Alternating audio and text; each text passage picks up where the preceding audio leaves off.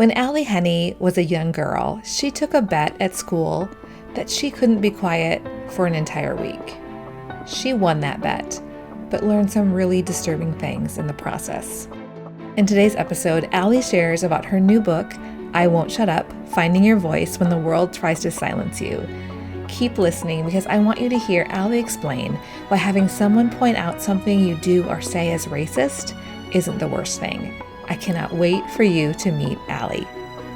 I'm Amy Fritz, and you're listening to the Untangled Faith podcast, a podcast for anyone who has found themselves confused or disillusioned in their faith journey. If you want to hold on to your faith while untangling it from all that is not good or true, this is the place for you. Before we dive into this episode, I need to tell you that Ally and I ran into so many crazy issues with recording this, from barking dogs to chatty kids to my own discovery when I went to edit this that I had used the wrong microphone. It was a whole thing.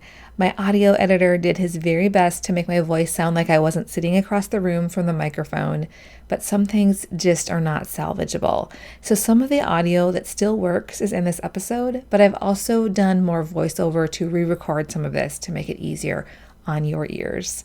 So if some of the audio is a little strange, that's all on me. That's because it picked up from my camera mic instead of the mic right in front of my mouth. Still, this is a conversation I loved so much. This week was Juneteenth, and a great time to share this episode in which Ally Henny joins me to talk about her experience as a woman of color in white evangelical spaces. It's an important conversation. You are going to learn a lot, and you are going to love Ally. Let's go. Here's our conversation. Ally, you have a brand new book that I was just underlining and writing notes on. It is beautiful. I Won't Shut Up. These are bold words.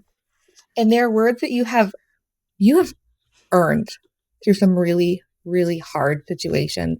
And in particular, in white church spaces. Would you say that is the case? Yeah, I would say that's the case. I think that's fair. Tell us just a brief summary about what birthed that book, and then I have some specific questions for you. So why I wrote this book. So I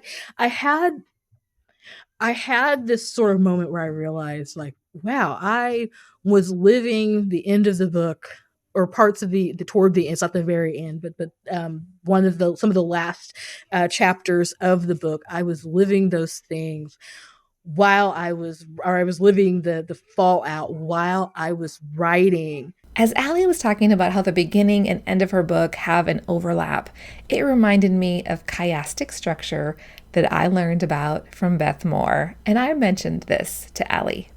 Yeah, I mean, it's not necessarily evident in the text, but it definitely represents in my life the chiasm. It absolutely did. It definitely was very, very chiastic in structure. And so a lot of the things that I said that I say toward the beginning of the book, of course, like I said, I was living some of the fallout of some of the things that happened toward the end of the book. And so I was in a place where I was really fed up with racism, and not that I wasn't fed up with racism before that, but it was just some of the specific things that happened where it sort of, as I'm thinking about writing a book, and I had been thinking about writing a book long before I had sat down to write this, but I was sort of like thinking about, well, I wanted to write something that was kind of memoir-esque, that was memoir, but also commentary, but also all these different types of things. And so as I was writing some of these things down, I realized that there was a theme of being silenced, and there was a theme of feeling like I didn't have a voice, and that fit in even with some of what I was experiencing at the time that I had sat down to start writing. And so that was sort of where everything developed and where everything sort of took off from, because of things that I had been experiencing, a month, 2 months, 3 months, 6 months, a year before. There's a story that Ally shares in the beginning of her book. She so desperately wanted to fit in, and some boys bet her while she was a young girl that she couldn't be silent for a week. She took them up on that bet because she thought that would earn her the belonging that she wanted. That was a really big moment in your life. Yeah, that was a moment that, as I was thinking about writing this book and just trying to think of moments that were representative of that theme, I sort of realized, like, kind of, doing the work and realizing, oh yeah, well, this moment is very exemplary. And there were several others that I could have written about that had taken place, within like 2 or 3 years of that. But I felt like that was a very that was such that was so illustrative of the experience of being a Black kid and being a quote unquote, loud Black girl, Yeah. and people wanting me to be quiet, and wanting, even at that early age, even at 11 years old, receiving messages that told me that my voice didn't have value, that my voice didn't matter, that basically, like, everything would just be better, like, if you were silent, if you just kind of like left us alone, Yeah. and stopped talking. And so even within that story, what ends up happening, what we end up seeing and learning in this story, is that there became a point when my silence actually became inconvenient Hmm. for some of my peers. But the ultimate sort of takeaway from it was that there is the ultimate sort of takeaway was there was this desire for me not to talk, and it didn't matter that for some people it actually ended up becoming inconvenient. There was this motivation that was even a little bit racist that was behind it, that was like, we want you to be silent, we don't want you to talk, we don't Yeah. want you to have a voice. Ally points out this dividing line in her life and in her relationships, where she realized that she could do everything right and jump through all the hoops, and it still wouldn't be enough. People refer to this like the model minority, where you have to be all the things that would never be requested of a white person like myself. Um, the model everything of whatever that structure, whoever set up the structure decided was the right way to be. And you realize that you can follow all the rules and still it's not enough. Yeah, the moment is one of those things that I think a lot of people, particularly those of us who are minorities, who came up in or spend time in majority spaces, there you can, as a kid, I think this is especially because most often it hits whenever you are a child or a teenager. Some people, it doesn't hit until they don't realize it until they're much older, just because often, their family or whatever it is, they were shielded from racial realities, or they Sure. just didn't know. They probably experienced certain things but didn't know that they were experiencing racism. I have literally encountered that with Black adults, with adults that are Black and brown and indigenous, that they literally have gone their whole entire lives thinking, well, I never experienced racism, and then something happens, or and it's not even that they didn't have other scenarios or other things happen, but they suddenly realize, oh, these things are racially motivated. Mhm. I've experienced some things that I can say, like, this was racism, this was racially motivated, this was whatever. And but for the most part, it's people that that are children and teenagers that come up in these majority culture contexts, that we have a moment where, regardless of what your identity is and how your cultural or racial identity is constructed, you have a moment where you realize the implications of that. So for myself, for me, I always knew that I was Black, and there wasn't a single moment that I didn't know where I didn't know that I was Black. But then it's realizing the implications of my Blackness. And so even though, I knew and had internalized from a young age that Black people experienced racism, I didn't know the word racism, but I Yeah. knew what racism looked like. I knew about racial slurs. I knew about discrimination and that sort of thing. Like, I knew that those things existed, even if I didn't have that language. But then the moment that sort of happened with this bet was realizing that there are, like, implications to that. There are implications to whenever people don't want you to talk, or whenever people are treating you a certain way, and you realize that it's happening not just because of your personality or whatever, but because you are Black. And so in this story with this young man who I had this bet with, one of the young men that I had this bet with, there's a point where because I'm basically like, hey, I won the bet. I guess I should say that. I guess You to not won. leave anybody in suspense. I won the bet. I was quiet. I didn't talk for a week at school, and excuse me. So I didn't talk for a week at school.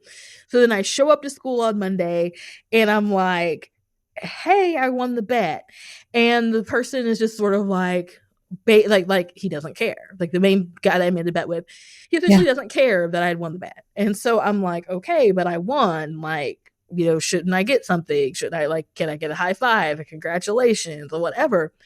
And so the kid is really annoyed that I had won. And he lets me know that, he wished that I didn't ever talk again. And he didn't want me to ever talk again, basically. And so whenever I was just sort of like, that's kind of messed up, he proceeds to call me racial slurs. And so he calls me a total of 3 different racial slurs, but the first 2 racial slurs I'd never heard them before. And so I didn't realize that he was calling me a racial slur at first. It was kind of like, that's kind of suspicious. Like it's sort of like, you're saying this thing. Okay. It's a funny word. Okay. Whatever. Like I'm going to, I censored myself a little bit, cause I didn't want to be cussing too much up in the book, because there's actually some cuss words that I said in real life in response to this kid. But it's like, okay, yes, it is. Okay. Well, whatever, dork. And so it's going back and forth. And it's going back and forth a couple of times. And so then like the third time he says a racial slur that's not the N-word, that's something else. That's another sophisticated, top tier, top shelf racial slur that is not just, everybody knows what the N-word is, but this guy was using top shelf racial epithets that like people that not everybody knows. And so but I knew what that specific one was. So like, this kid is using these top shelf racial epithets. And so I realized like the third time around, I knew what he was saying. And so of course, I deduced that the other 2 things were racial slurs. They were racial slurs that I didn't know, and they were legitimate racial slurs that he was using, but I didn't know that at the time. I was 11 years old. I didn't know that. I didn't know. I felt like I knew like racial epithets because because your family kind of makes you aware of certain things, so whenever people are doing things and saying things. But these particular ones were ones that I was not aware of. And so he said those things, and it was hurtful. It was so hurtful. It was very hurtful. But it was also just like, oh, so that's what this is about. Mm-hmm. And so it was this moment. And so that the moment, capital T, capital M, that those types of moments, we have those moments where we're just like, where people show their racism, they show their hand with racism. Mm-hmm. And it lets you know the implications of your identity, and that where you might think, oh, we're cool, we're friends, we're whatever, I'm working at this job, and everybody here likes me, whatever. But there's something, that moment, there's something that lets you know, that sets you out, it sets you apart, and sets you out as different, sets you apart as other. And so that is that, and that's where I was at. Ally had come to believe that it was her job to prevent white people from being racist against her. In her book, she says this: if I could show them I was a good Black person, then maybe, just maybe, I wouldn't experience racism. I mean, it sounds like there's that internal thing that says, maybe if I just do all the right things. But there also is a very overt message that is sometimes literally said. Are you sure you didn't XYZ? Or did you make sure to do all these things? It should never be somebody's job to make sure somebody else treats them with a baseline respect. Tell me what it was like to realize that, like, oh my goodness, I'm taking ownership for somebody else, their job of being a decent human. That type of moment was very freeing, where I realized where you take on things that aren't yours to take on, right? Yeah. That's essentially what that is. Was me as a Black person living and growing in predominantly white spaces where I felt like I had to take on white people's racism, and it was my job to absorb the blows, because I didn't feel like that I could just be like, hey, that's racist, stop being racist. Mm-hmm. I knew, and it wasn't that I didn't think that people didn't realize that they were being racist. I knew that they knew what they were doing, but it's like, I know what they're doing and they know what they're doing, but they're not going to do anything about it. So it's my job not to do these things that play into these stereotypes, that whatever. So that way they don't act on their worst impulses. Mm-hmm. So whenever I realized, actually, I can't do that. I can actually push back. I can actually say, no, I'm not going to be treated that way. Or I can actually say, actually that was racist. Or actually, that's not an appropriate way to talk to me. Or actually, that joke was actually very insensitive and inappropriate. Whenever I realized that I had the power to do that, that was freeing. Of course, there are things that you are programmed to do. There are things that you're programmed to think. And it took a while to get out of that, to get out of that mindset, to change my mindset. And I won't even say that today that I'm 100% there, where as soon as I see something and hear something, I'm like, whatever. I think that I'm a lot better. But sometimes there are things that's just sort of like, just because of muscle memory, it's just sort of like, okay, somebody said something racist, and it's like, wait a minute, no, that was racist, don't do that. And so that was such a freeing thing to realize, oh, wait a minute, this isn't mine to hold, this isn't mine to carry. This conversation reminded me that I have the privilege of opting in and out of conversations like this.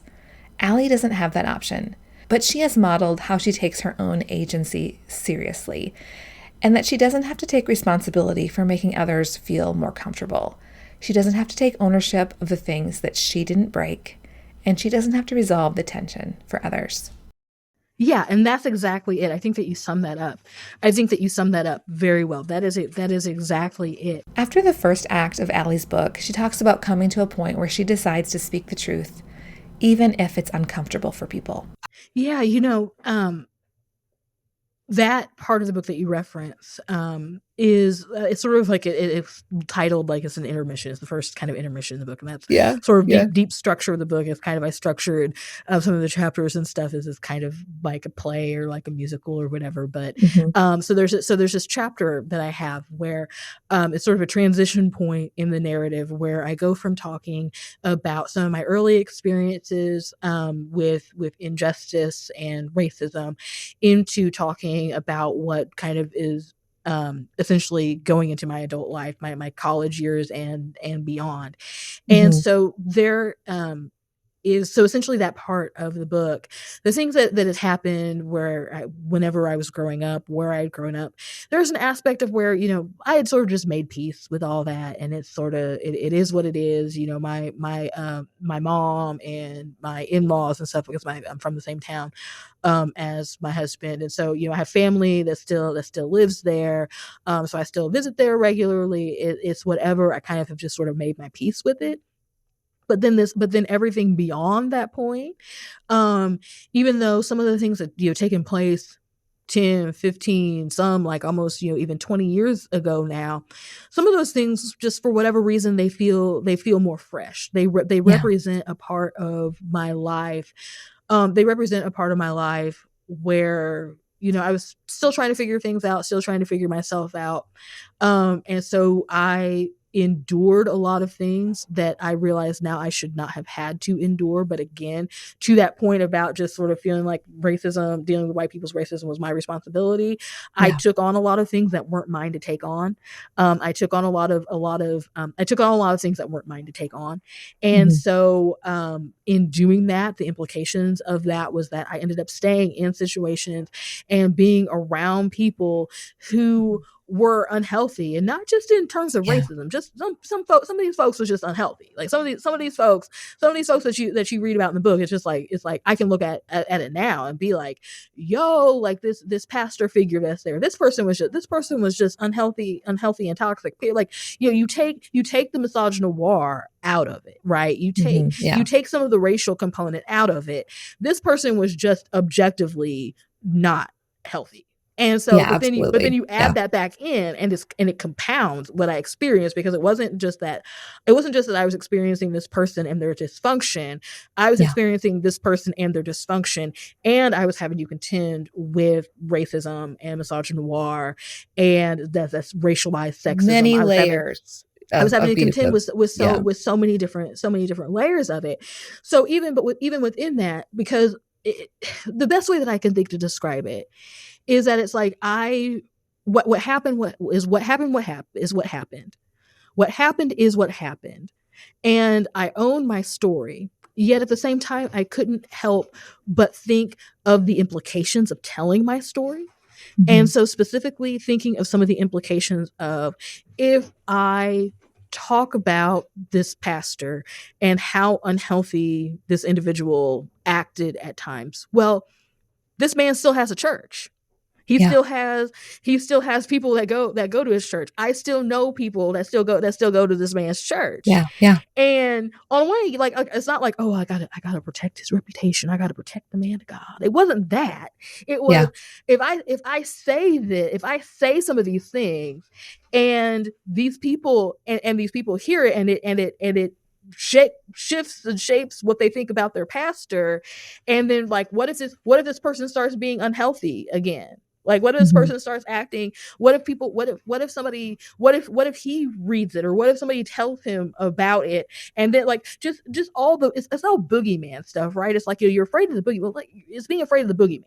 Essentially, it's like this is the boogeyman.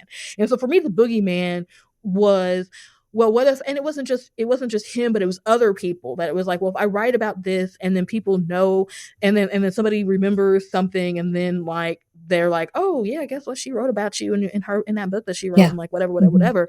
And so it's the boogeyman of like, what happens if I tell the truth? Like, but what you have to think through, like, what's the worst thing that could happen? You have to think through it. Yeah, it's like what happens if I tell the truth? I mean, everything that I said was true, but like, what's the implications of that? And so then it put me in the place then to experience harm again, some of these people harming me again, because I told the truth. And so am I going to have to circle? So is it going to come back around? Am I going to get phone calls and angry emails and all this other type of stuff? And so that maybe sounds silly, and maybe it doesn't. And maybe it doesn't sound silly to your audience. Maybe some of you all understand that. No, I don't think it sounds silly at all. Like, you have left a church that people were being harmful towards you. Yeah. And then speaking out about that, sometimes people get pissed that you spoke out about the thing, because they just want their thing to be their thing, right? Am I healthy enough? Do I have the support structures in place to deal with what could happen if I speak up? Which is also a really empathetic way that I've seen you handle, even in this book, that people are in situations or in organizations that are unhealthy, where you give them permission to do what they need to do to survive. If you can't leave and get another job right away, you don't give any shade to them, and no shame. Like, but you knew that you were in a place where you were going to be okay, come what may, with this decision. You had the healing, the support structures to speak what you need to speak in the way that you wanted to speak. Does that sound right? Yeah. And so I really, that's exactly it. There was a point when I just had to say, and actually some of this that didn't, because I wanted that part of the book to be short, but some of the stuff that didn't make, some of the discourse that didn't make it into the book. Because there's a book that a coworker recommended to me that I talk about in the book that helped me through this, helped me write through some of this. But I was actually talking to one of my best friends, Tyler Burns, who is the president of the Witness Black Christian Collective. He's one of the hosts of the Pass the Mic podcast. Pass the Mic, yep. Tyler's like my little brother. He's as we're recording this, today is his birthday. So happy birthday, Tyler. He's 35 this year. He's a baby. So he is. I'm going to be 38 this year. He's like the little brother that I never had. and maybe kind of always wanted, but maybe not him, but kind of him, but not really. Mhm. But that's just me being shady toward Tyler in case he hears this. But Maybe then not really you, Tyler, but you'll do. but maybe It's you, fine. but you'll do. But then also Tyler's the oldest in his family, and so I'm the big sister that he never had. His wife pointed out to him that she's like Allie's the big sister that you never had. So sometimes I get them together. We have a really fun, interesting relationship. And so I was talking to him. He was one of the people that I talked. He was actually one of the people who pushed me to write this book.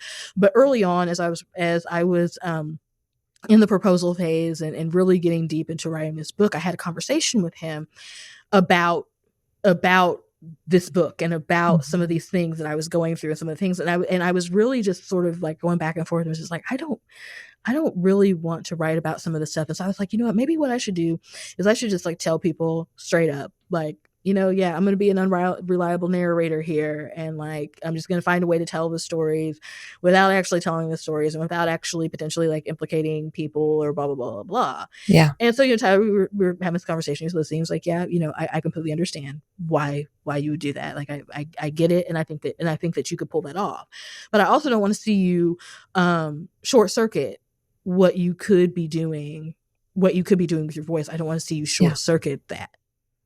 And so like, I understand, but I don't want to see you do that. Yeah. And so I was like, so I took, you know, what he said, I thought about it, I took that to heart. And so then as I was going and really starting to, and I was just like, you know what, then of course, you know, the Holy Spirit, you know, kind of speaks to me, and the Holy Spirit's just like, yeah, you can't vague book about these experiences. Like if you're going to talk, like you talk about it, you need to talk about it. You got to talk about it.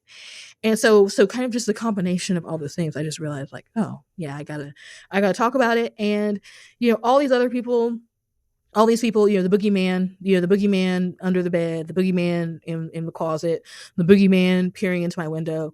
At this point, I just have reached a place with it that is sort of like, you know what, like if you didn't want people to know what you did, you shouldn't have showed out. Yeah. And like, that's, you know, that's like my mom used to always say to me, my grandma used to always say to me that it's like, if you don't want to get in trouble, don't show your ass.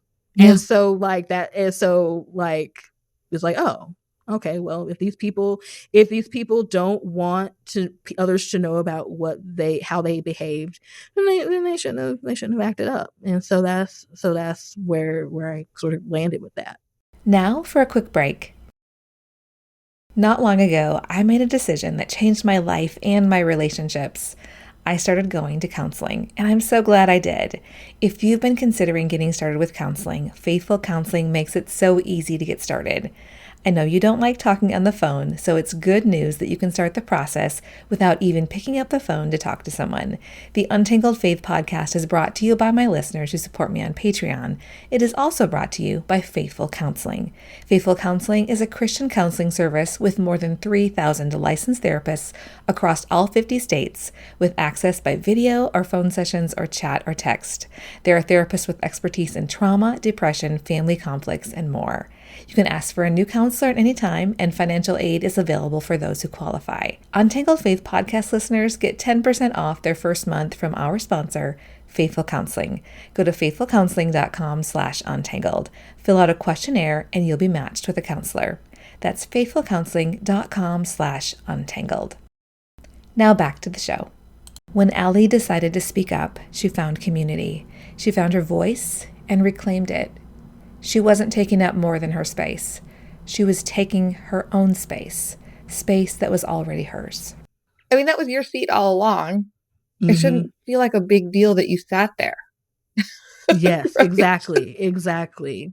And then you were able to have some really, really great connections. One of the most powerful things Ally shared in her book was that in the white church, she has often had to choose between being her authentic self and being safe. I asked Ally to talk about that with us.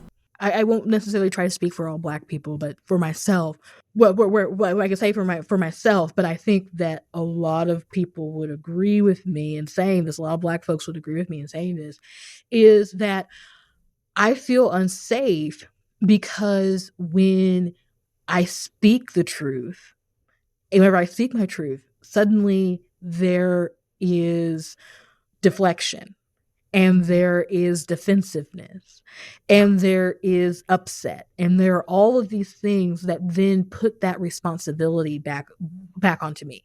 So all of a sudden I am made responsible for your feelings and for your emotional well-being, because all of a sudden it becomes white guilt and white tears and white whatever, defensiveness, rage, and all of these things. And so then you're having to comfort the person that exactly, you're having to comfort the person who did the wrong thing. So it becomes almost like and some people even can be receptive to hearing that they did something wrong, but they still want to feel good about the fact that they were receptive. So it sort of becomes about like, this is a reference that maybe some of your audience will get and maybe some of your audience won't. But there's an episode of The Golden Girls where Rose is with a man and that man dies. And so she has the responsibility of going to this man. She was dating this man. She didn't know that he was married. She finds out that he was married. So she feels a responsibility to go to this man's wife to tell her that he was cheating on her. So she goes to the wife. They're sitting down, they're talking. And so then all of a sudden Rose starts getting all upset about the fact that this man had died and that he had died while he was with her and all this other type of stuff. And so then the man's wife, because the woman like just learned that her husband had died and why and how he had died and some of the situation around why he had died. And so because she just thought like, oh, he just died, but no, like he died. I remember he died. They were together when he died. They were together. He was in a compromising position whenever he died, and her perceptions of him being healthy and all this other type of stuff is crashing down. But she's sitting here, and there's a point whenever Rose is crying. Rose is the one that's upset. Rose is like losing it. And this woman is like, okay, Mrs. Nyland, I need for you to get a hold of yourself because I'm about to be upset. And so, but this woman who is like the victim here. I mean, Rose, of course, she wasn't intentionally like having an affair with somebody, but it's like, it wasn't her moment to really be upset. She had her moment to be upset whenever the dude died. So now it's this dude's wife's chance to be upset, and it's her moment because she's just now finding all of this stuff out. But Rose is like freaking out and is upset, and so it's like, and so then the wife is having to comfort her. Well, that's often how Black folks have to deal with white people whenever it comes to racism. Y'all done did the racism. Y'all done the incident has done happened. It's whatever. So we're telling you, hey, like this is a thing. Like the thing that you did, and can you not do this again or whatever it is? Well, then y'all start crying and start getting all upset and start getting all the whatever the feelings are, because it's always feelings and it's always big feelings. But whatever the feelings are, then we have to attend to your emotional and mental and physical and spiritual well-being. Instead of attending to our own wounds. So we have to go elsewhere to attend to our own wounds, because we have to nurture you all. And I think especially for Black women, we're expected to then take on that mammy nurturing role, especially for Black women, especially for white women. We then become mammified, where we have to take on that emotional, like, oh, it's okay, Miss Scarlett, here, dry your tears, like whatever. Whenever it's really like, no, just get your poop in a group. Like, it just don't do this racist thing. It doesn't have to be like that. Like, you can just be like, oh, I'm sorry. I'm sorry. I did that. I own that. Thank you for letting me know. I'm going to do better. Is there anything immediately that I can do to help? And then going and taking your tears, taking your whatever to your prayer closet, taking it to your priest, taking it to your prayer closet, whatever it looks like. And and so like it creates this situation of, and I'm being maybe a bit glib about it, but it creates a situation where that doesn't feel like safety. That doesn't feel like emotional safety. If somebody can just argue, and so I'm talking about like some of the more mild emotions that people have, but if it's going to all of a sudden become like the O.J. Simpson trial and I gotta argue with you, and I gotta convince you this is gonna suddenly become, a Lincoln Douglas debate or cross-examination debate, because I've got to convince you that you did something wrong, rather than you just saying, okay, I need to take this to my journal and figure out what's going on. And that just becomes so difficult. That becomes so hard. And so it doesn't feel good. It don't feel safe. My therapist has said if someone is coming to you and they have taken their box off the shelf to show you that this is a really hard and difficult and painful thing, you don't get to go immediately to your shelf and grab something off of it that is painful for you. Your own issue stays on that shelf for now, and be honored that your friend was willing to be honest and vulnerable with bringing this difficult issue to you. It was a risk for your friend to bring it up. This is our move to say, thank you, and I'm sorry. It's okay to feel bad about it. I don't hear you saying you shouldn't feel bad, but to understand that leaving my own things on the shelf is one of the best gifts I can do, is to keep room for, you brought your thing off the shelf first. This is the thing that we're looking at right now. And exactly. We will all have the tendency to want to defend ourselves first. I think it's a muscle that we're going to have to exercise to make it so that our first response isn't, but my intent.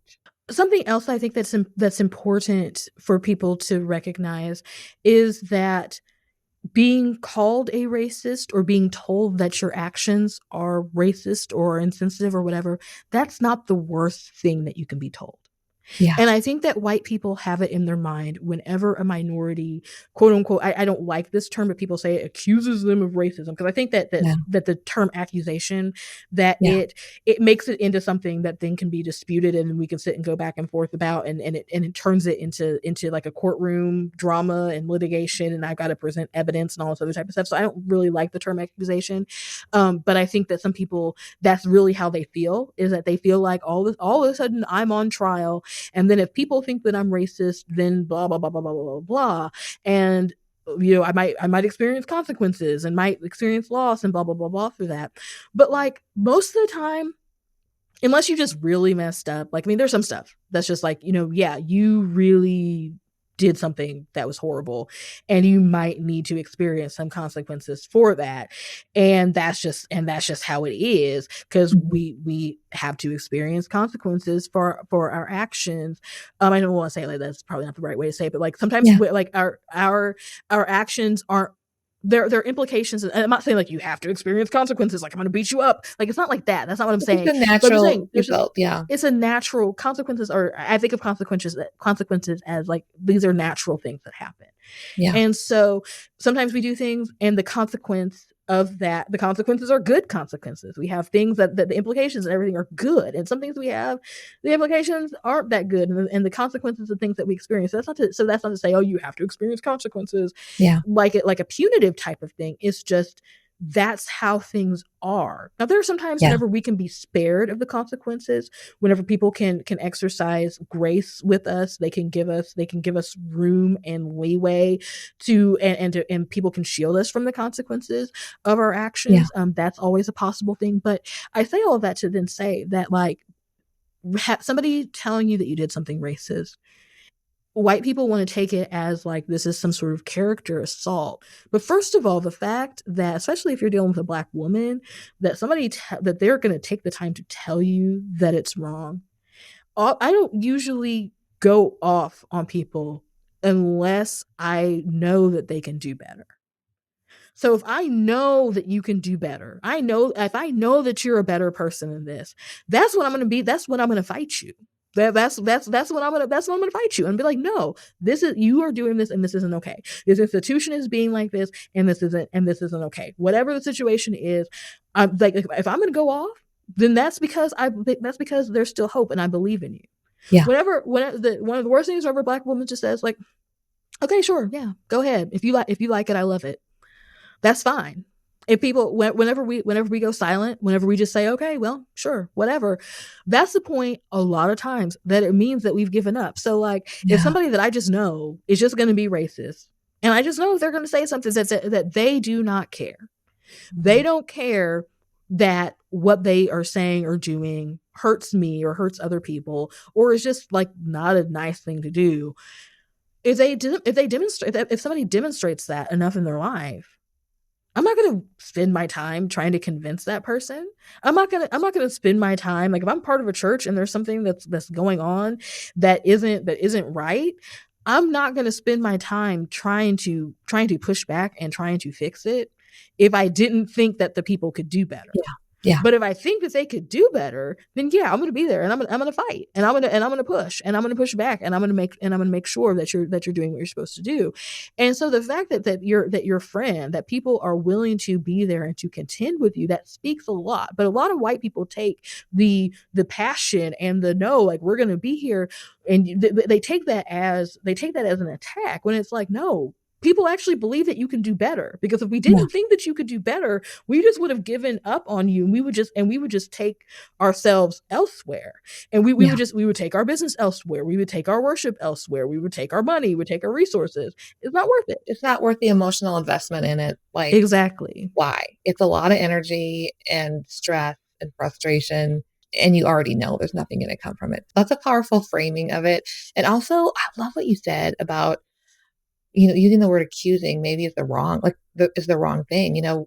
We're just naming something. Naming something is just a neutral thing. This is what it is. What can we do about it? Exactly. That snake over there is poisonous. I'm not accusing it. It just is calling it what it is. Like, we're not putting the snake on trial. Hey, Copperhead, are you poisoned? Like, I mean, you can either, and I think that is a very good illustration, because you can either there's a Copperhead, there's a cottonmouth. Those are pretty poisonous snakes where I come from, and you can say, like, that's a Copperhead or that's a cottonmouth. Like, leave that alone. Like, don't do that. You're naming what that is. Now, somebody could go and be like, well, no, that's okay. I'm just gonna pick it up. I'm just gonna step over here. Like, I don't care. And like, you can do that, and you can take your chances with that, and that's fine. Or you can realize that somebody is trying to tell you something that could spare you a lot of hurt, a lot of heartache, can spare you a medical visit, can spare you losing a limb, like that sort of thing. Like, and you just don't want to take that. Well, a lot of times with racism, it's like, hey, here's this poisonous thing. Here's this venomous thing that's here. We're telling you that it's venomous, so you can avoid it, so you cannot do it. And it's not just dangerous to one party. It's dangerous to all the parties.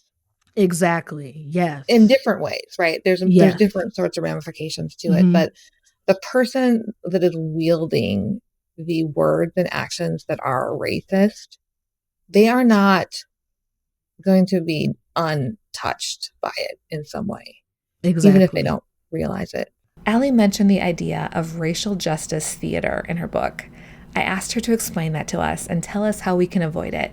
Yeah, so it's just, putting on a show. It's whenever people in organizations put on a show of caring about racial justice, but really, like, Black people, brown people, people of color, they're just kind of props.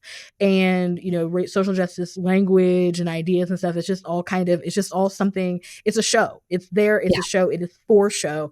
There's no real substance to it. And so then the way that people, individuals, and the way that organizations can avoid that is just by being for real. Like, be for real about your intentions. Be for real about the amount of time and resources that you want to spend, that you want to dedicate toward anti-racism.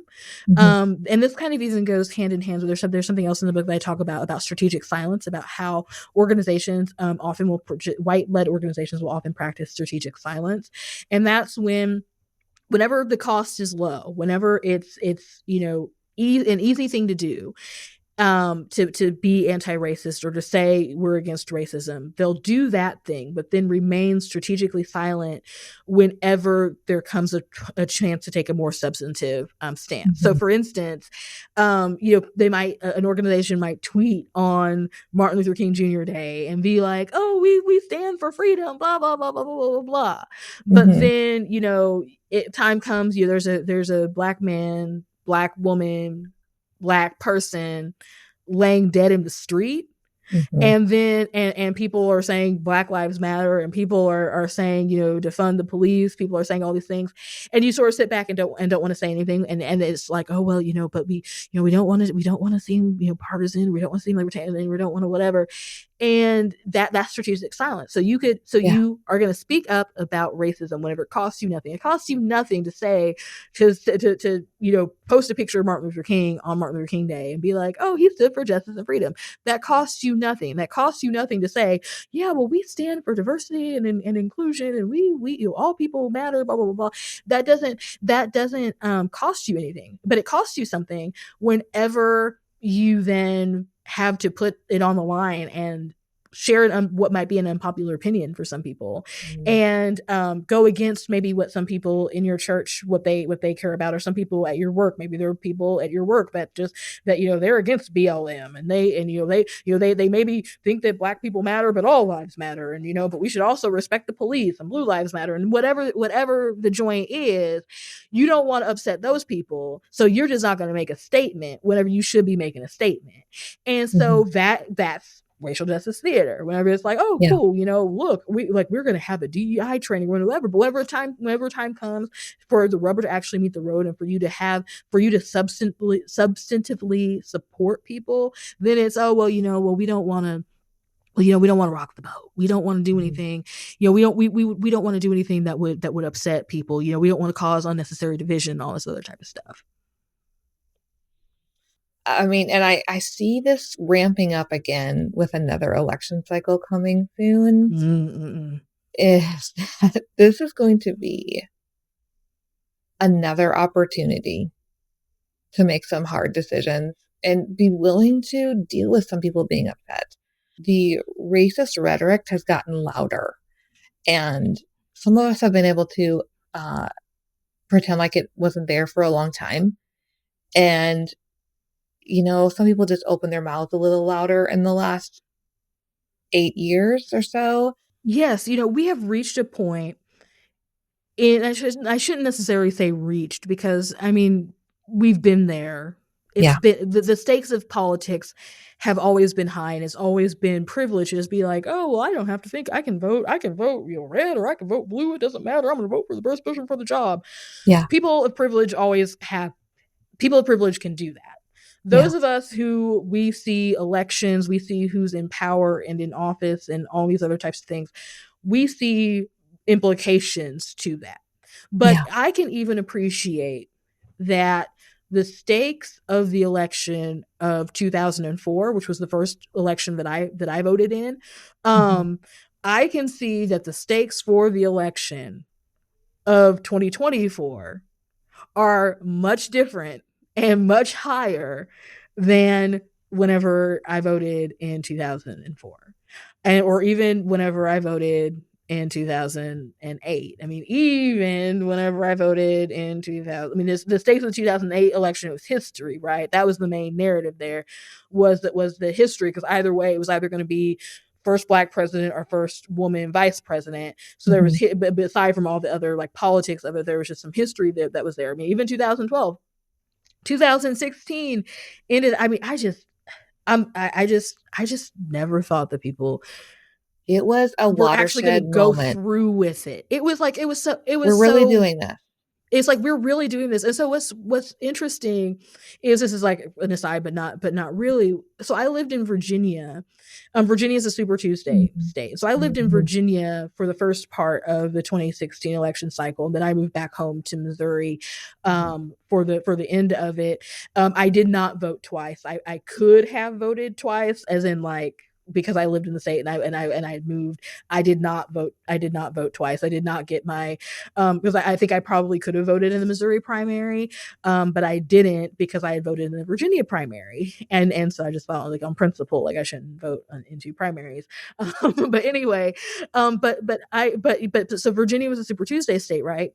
And so I voted, not that I was a Republican, but I was like, oh, I'm going to vote in the Republican election, because I'm like, I don't want like Donald Trump. I don't want like I AOC. want Like to make sure that the best people are at the top of the. it's like I'm going to vote. Like I'm going to vote in the Republican primary, because by that it was like, you know, Hillary. I felt like at that point in the Democratic was a foregone conclusion. It was the foregone conclusion. So I'm like, I'm going to vote in the Republican primary, so we can try to like push somebody up that's not Donald Trump, because like these idiots are going to vote for Donald Trump. they're going to make it. And so, but it was so weird because he wasn't even, to my remembering, it's like he wasn't even, nobody was really like the clear runaway. He was getting like a third of the vote, but that third of the vote started to make a difference as people started to drop out. But then he just hung on, and that's how. So I remember like in 2016, whenever they watching the Republican National Convention, and be like, hey, I know I know how the primaries went, but they're not going to actually vote this person in, right? Like Surely, somebody's going to step up. They're going to be like, no, actually, clear heads will prevail in the end. We need John Kasich. We need Jeb Bush. We need anybody other than this person. Like, and so it's like, oh wow, they really did that. And then I was like, okay, fine. The Republicans, the Republicans did that, whatever. But certainly, if we are given the option between Hillary Clinton and Donald Trump, yeah, people aren't good. Like Christians aren't going to vote for Donald Trump. Why? Because he kept on, like, it was just scandal after scandal after scandal, especially like after, you know, the locker room talks. I'm like, there's no way that these people are going to vote for him. There's no, like, you just on principle, like they're either just not going to vote or they're not going to vote for him. And so I mean, a lot of people probably like, well, I wasn't shocked. I was shocked. I went to bed on election night, because I was pregnant, and so I could not. I usually stay up like until the end. There's no tired like pregnant. There's no tired like pregnant tired. I had been going all day. I thought like I'm gonna stay up for whatever. So I went to bed thinking that Hillary Clinton was gonna win, because she was winning whenever I went to bed. So I went to bed thinking like, and I think there was one point where like I woke up, because I went to sleep and I slept really hard, and I woke up and I was checking, and it was all of a sudden like, oh well, maybe Hillary Clinton's not going to win. But I was like, oh, that just must be, you know, drama, like you know, election drama, like whatever, like I'm going back to sleep. And then I woke up, and then I think that the way, if I remember correctly, I think the way that I found out about it was that a friend had sent me a Facebook message and was like, oh my God, I'm so sorry. And I was like, sorry for what? Yeah. Like, what's going on? I look and I'm like, oh my God, Donald Trump's president. This can't be true. But it was so consequential. And then of course 2020 was like consequential. So this election feels so consequential, but people just think that like, oh well, you know, it's just politics, it's just this and it's just that, it's just whatever. But it's really not. A lot of us are out here, it really feels like fighting for our lives. And there's a lot of us that are disillusioned, and I'm disillusioned in a lot of ways, because I mean, I'm not an overly political person. I am political in the sense of like, I get involved in politics and I try to learn and try to vote, because that's the best thing. That's the best thing that I know how to do. But I'm not partisan. I am more partisan now than what I have been, but I actually don't really believe in the Democrats. But I'm not in love with Democrats either. I'm not like one of those people that's like, oh, you know, there's bad people on both sides, and it's not both sidesism for me. It's just like, no, like they're like, we need radical, one completely side different is really politics, ratcheting up the rhetoric and emboldening people that are really dangerous to minorities. Yes. And then one side is doing that. I've never seen so much horrifyingly awful rhetoric that just gives the path to the worst of the worst, and the people that are literally dangerous. Mm-hmm. And honestly, the Democrats are at fault for this, because they tolerate it. They want to have conversations with people that you shouldn't be having conversations with. If you're sitting down at a table with 9 Nazis, you have 10 Nazis at that table. Period. That's it. That's it. And so Democrats want to have discussions, and they want to hold hands and all this across the aisle bull mess. And it kind of normalizes what shouldn't be normalized. Exactly. It says, well, these are valid opinions. Yeah, we can disagree. We can disagree on certain like ideas of like, how are we going to make sure that election districts aren't gerrymandered to Yeah. where everybody has a voice. We can have Ooh, discussions about that. But people saying these people shouldn't have the right to vote, that's like that's not a discussion. And they shouldn't But be able to have jobs or exist. they should, Or yes, like, they shouldn't be able to, or they should only have these certain jobs over here that we don't want. Like there's just, whew, so I really get frustrated. So you got me going here. I really get frustrated with the Democratic Party because where they should just be like, no, we're not gonna have these well, conversations. and the No, frustration we're not goes with gonna what work you with you. said earlier. Like, you expected more of them. That's why you're Exactly. That's frustrated. why I'm frustrated. Like, 'cause I expect you to be like, it's like, But it's like yeah, I expect you to say, no, Marjorie Taylor Greene, we are going to vote you out of this. No, Lowen Boebert, you don't get to be here. You're saying all this, you don't get to be here. And so fine, your people voted you in here. Your people are racist, but they voted you in here. You don't get committee assignments. You don't get to have yeah, anything. There should just be a no. And it's not that but Democrats don't have the majority. It doesn't matter. Sometimes you have to stand on the principle. These people have demonstrated that they will go low. They will go to hell. They will mhm. set the bar in hell and they will go to hell to do the most harm that they can possibly do. And y'all just want to sit and y'all expect these people to play well and to play right and to play Yeah. decent. I like getting Ally fired up. That's fun. Ally, I'm really glad you didn't shut up. Well, thank you so much for having me on. Thanks for coming on the podcast. Thank you. I don't take it lightly when I ask somebody, a Black woman, to share your hard fought wisdom with a very white audience. So I am so grateful. I want my audience to go buy your book, I Won't Shut Up by Ally Henny. It is so good. It's a wonderful resource. I'm going to put a link to the show notes. So good. I am so grateful. Thank you. Thank Thanks you for so much for joining us. having me. Thanks for listening to this episode of the Untangled Faith podcast. I've saved some of my conversation with Ally to share with the Patreon community, so make sure you check that out. You can find that at patreon.com/untangledfaith. The Patreon community is the primary way this podcast is funded. This is a great time to jump in there to provide support for the show and to access some bonus things that I save only for my patrons. You can find links to that and other resources mentioned in this episode in the show notes, which you can find on your podcast app or by going to untangledfaithpodcast.com and clicking on episodes. If you're on social media, I would love to keep this conversation going over on Twitter or Instagram or through the Facebook page. I'm Untangled Faith on Instagram and Facebook, and I'm Faith Untangled on Twitter. The Untangled Faith podcast is hosted and edited by me, Amy Fritz. This podcast is made possible by the support of my Patreon community. A special thanks to producers Michelle Pionic, Phil and Susan Perdue, Pam Forsyth, and Shelley Taylor. Thanks so much for listening. I'll see you next week.